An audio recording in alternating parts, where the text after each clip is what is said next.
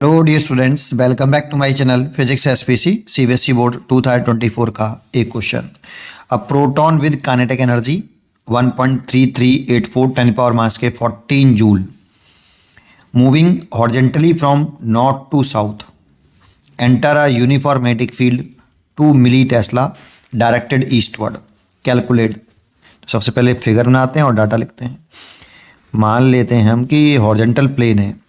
सबसे पहली बात तो ये हॉरिजेंटल प्लेन में है, तो ये नॉर्थ है जस्ट सामने, और ये साउथ है, और ये ईस्ट होता है, और ये वेस्ट होता है भाई। अब डायरेक्शन ऑफ मैग्नेटिक फील्ड दे रखी है, सॉरी मूव जो कर रहा है प्रोटॉन, जो मूव कर रहा है horizontally from north to south, तो ऐसे मूव कर रहा है प्रोटॉन बेटा। ये प्रोटॉन, ठीक है, पॉजिटिव चार्ज पार्टिकल है, ये ऐसे मूव कर रहा है। और मैग्नेटिक फील्ड है वो ऐसे है, ईस्टवर्ड डायरेक्शन में है।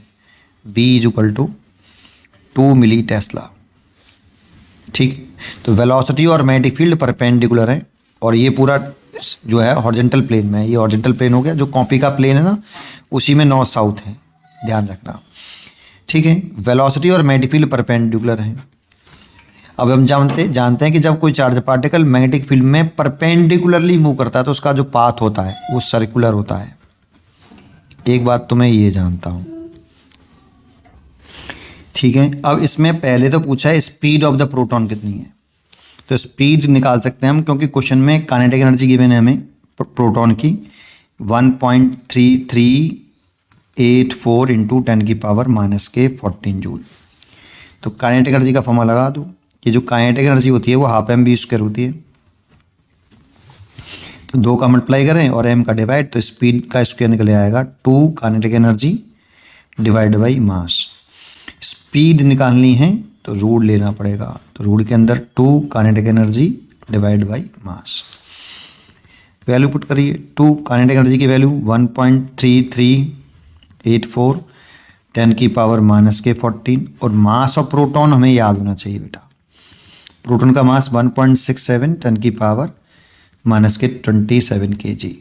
वैसे पेपर में शुरुआत में ही ये गिवन होता है प्रोटॉन का मास,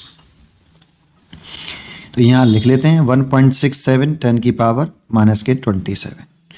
2 का मल्टीप्लाई कर लीजिए इसमें और रूट लिख लीजिए, रूट लगा लीजिए। 2 का मल्टीप्लाई करिए इसमें, तो 2 4 जा 8, 16 और 6 तो 7 हो गया, 6 और 2 डिवाइड बाई 1.67 और 10 की पावर माइनस के 14 प्लस के 27। इसको ऊपर ले आइए। अब इसे राउंड अप करके लिख लीजिए थोड़ा सा, है ना, अप्रॉक्सीमेशन आंसर निकालेंगे तो राउंड अप करके लिखें 2 डिजिट तक, 2.68 लिख सकते हैं। इसको राउंड अप करें तो 68 हो जाएगा, डिवाइड बाई 1.67 और 10 की पावर 27 में से 14 गए तो प्लस के 13।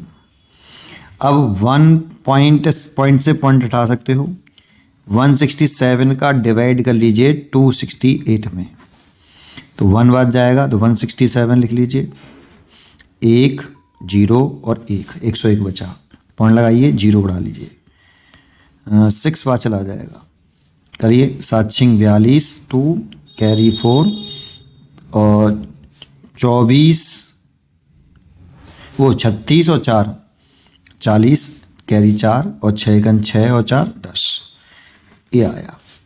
बस 2 ही डिजिट तक कर लीजिए, तो यहाँ पे 1 डिजिट तक कर लीजिए, तो रूट के अंदर 1.6 और 10 की power 13।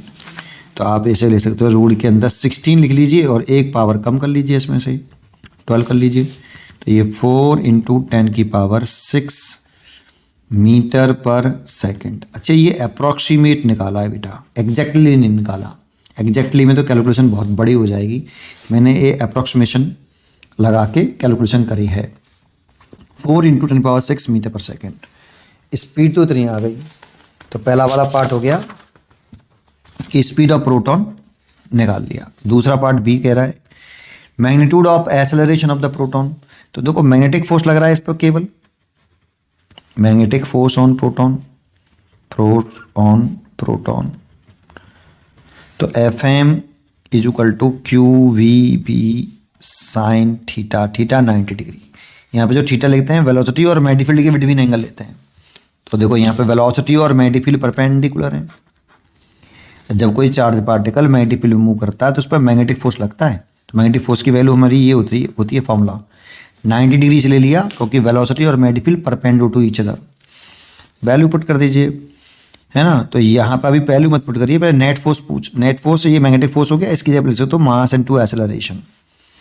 Q V B sine 90 की वैल्यू 1, एक्सेलरेशन पूछ रहा है हमसे तो Q by M V B.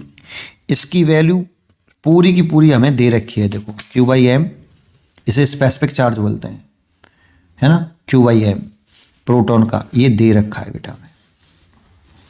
तो इसकी वैल्यू रखी है 1 इंटू 10 की पावर 8। वेलोसिटी हमने निकाली है अभी 4 इंटू 10 की पावर 6, है ना, ये निकाली है। और मैग्नेटिक फील्ड हमें रखा है 2 मिली टेस्ला में है, तो 2 1 मिली में 10 की पावर -3 होते हैं। मैग्नेटिक फील्ड रखा है 2 मिली टेस्ला, इस मिली टेस्ला को चेंज कर लीजिए -3 टेस्ला। अब सॉल्व कर लीजिए, ये 8 हो गया और 8 और 6 14, 14 में से 3 गए तो 11। इतने मीटर पर सेकंड स्क्वायर एक्सेलरेशन है। ठीक है, ये एक्सेलरेशन निकले आया। सी पार्ट क्या कह रहा हमसे, the radius of path traced by proton. जानते हो जब हमने अभी बोला कि वेलोसिटी और मैग्नेटिक फील्ड परपेंडिकुलर तो पाथ सर्कुलर होगा, और सर्कुलर होगा तो सर्कुलर पाथ की जो रेडियस होती है आर, वो एम वी बटे क्यू बी होती है। ये भी फॉर्मूला में याद होना चाहिए। अब इसको ऐसे ले सकते हैं कि वेलोसिटी इस मास को सबसे नीचे ले आओ डिनोमीटर में, ऐसे देखो फिर ऊपर चला जाएगा।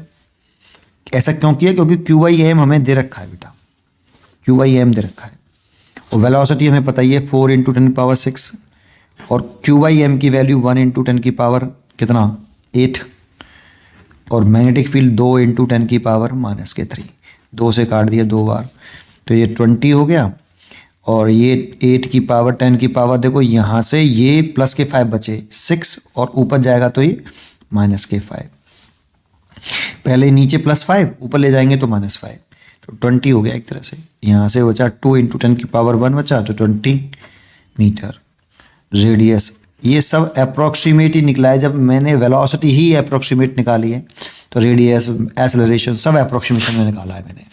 ठीक है, कैलकुलेशन तभी आसान होगी, अदरवाइज कैलकुलेशन बड़ी टफ हो जाएगी बेटा इस क्वेश्चन की।